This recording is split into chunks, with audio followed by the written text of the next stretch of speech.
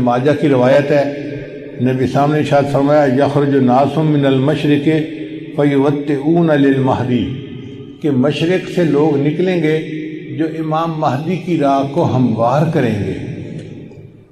اب سعودی عرب کے مشرق میں تو ہمارا ملک بنتا ہے، اس کا مطلب یہ کہ جس کو ہم وادی سندھ کہتے تھے نا پرانا، وہاں سے لوگ اٹھیں گے۔ یہ پاکستان اور افغانستان کے درمیان کا ایک علاقہ بنتا ہے، اللہ ایمان والوں کو یہاں سے اٹھائیں گے اور پھر وہ امام مہدی کے آنے کی راہ ہموار کریں گے۔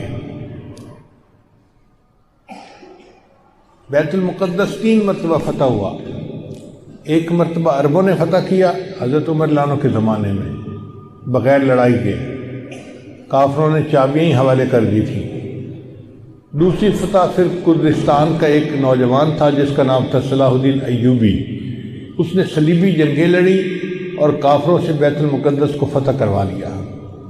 اب تیسری مرتبہ وہ پھر فتح ہوگا، اور ہمارا یہ گمان ہے کہ اللہ تعالیٰ یہ اعزاز پاکستان کے لوگوں کو عطا فرمائیں گے انشاءاللہ۔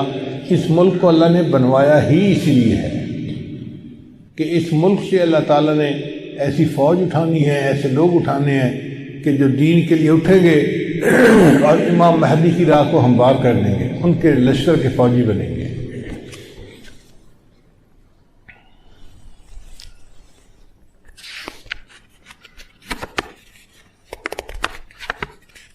علامہ اقبال نے بہت خوبصورت شعر کہا ہے فارسی میں،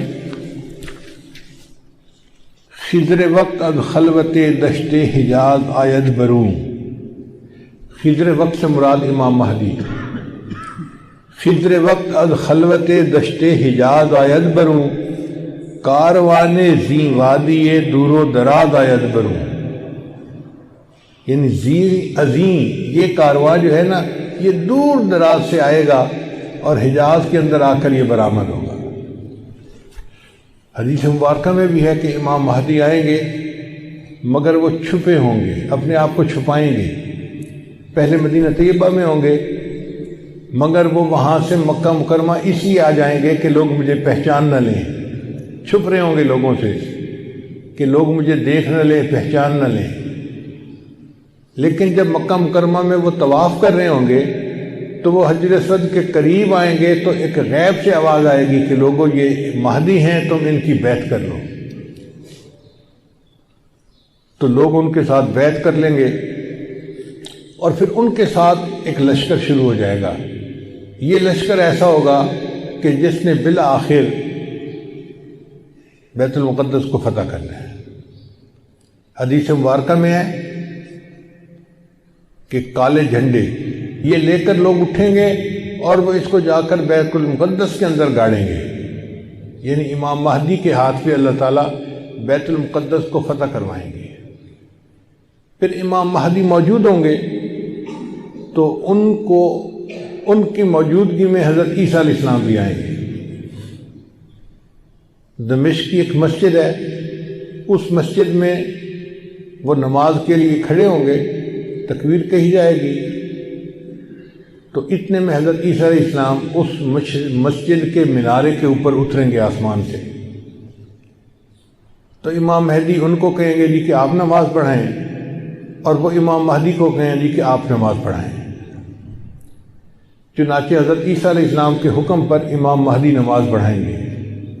یہ اعزاز ملے گا ان کو کہ حضرت عیسیٰ علیہ السلام ان کے پیچھے نماز ادا کریں گے۔ اب حضرت عیسیٰ علیہ السلام نبی علیہ السلام کی شریعت کے مطابق یہاں پر زندگی گزاریں گے۔ یہ ان کے لیے بھی اعزاز کہ انہوں نے دعا مانگی تھی کہ اللہ مجھے اپنے محبوب کی امت میں ہونے کا شرف عطا فرما، تو اللہ نے ان کو آسمانوں پہ بلا لیا اور پھر اللہ ان کو دوبارہ بھیجیں گے تاکہ وہ اس شرف کو حاصل کر سکیں۔ پھر حضرت عیسیٰ علیہ السلام بیت المقدس آئیں گے، اتنے میں دجال بھی آ جائے گا۔ اب دجال جو ہے وہ پوری دنیا کے اندر کفر کو پھیلائے گا۔ اس کے پاس ٹیکنالوجی ایسی ہوگی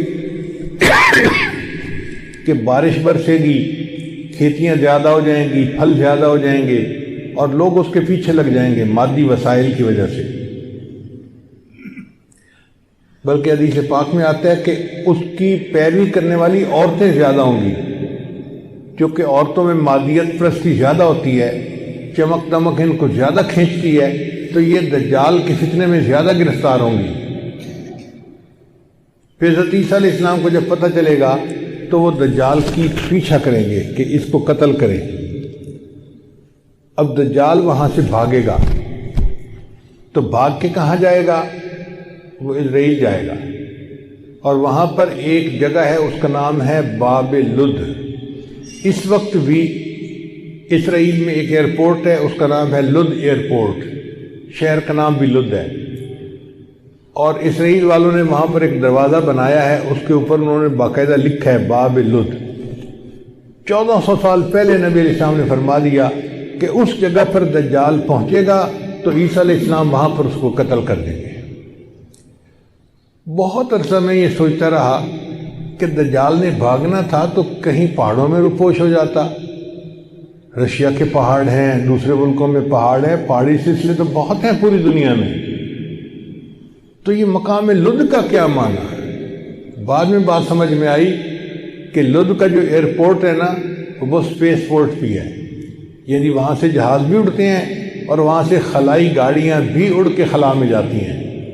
اس کا مطلب یہ کہ دجال یہ چاہے گا کہ میں لد پہنچوں اور وہاں سے سپیس شپ میں بیٹھ کے میں خلا میں چلا جاؤں، کیونکہ دنیا میں تو مجھے یہ نہیں چھوڑیں گے، تو میں یہاں دنیا سے چلا ہی جاؤں، تو اس کی کوشش یہ ہوگی کہ میں یہاں سے خلا میں چلا جاؤں، مگر اللہ تعالیٰ فضل فرمائیں گے اور عیسیٰ علیہ السلام اس کو اپنی فلائٹ لینے سے پہلے لد کے مقام پہ قتل کر دیں گے۔ پھر اس کے بعد عیسیٰ علیہ السلام بیت المقدس کے تخت پر بیٹھ کر پوری دنیا کے فیصلے کریں گے، پوری دنیا کی حکومت عیسیٰ علیہ السلام کے ہاتھ میں ہوگی۔ پھر عیسیٰ علیہ السلام صلیب کو توڑیں گے اپنے ہاتھوں سے، اور پھر یہود و نصارہ میں جو ان کی مخالفت کرے گا اس کو قتل کریں گے، حتیٰ کہ ایک ایسا وقت آئے گا کہ پوری دنیا میں ایک بھی بندہ غیر مسلم نہیں رہے گا، سارے مسلمان ہوں گے۔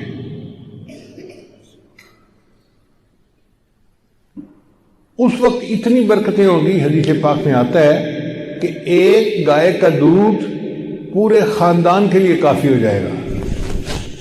اب یہ بات تو سمجھ میں آتی ہے، آج ایسی گائے بن گئی ہیں جو 100 لیٹر دودھ دیتی ہیں ایک دن میں۔ اب 100 لیٹر تو واقعی پورے خاندان کے لیے کافی ہے، 40-50 گھروں کے لیے کافی ہو جاتی ہے۔ یہ باتیں نبی صاحب نے اس وقت فرمائیں جبکہ لوگوں کو اس کا تصور بھی نہیں ہو سکتا تھا۔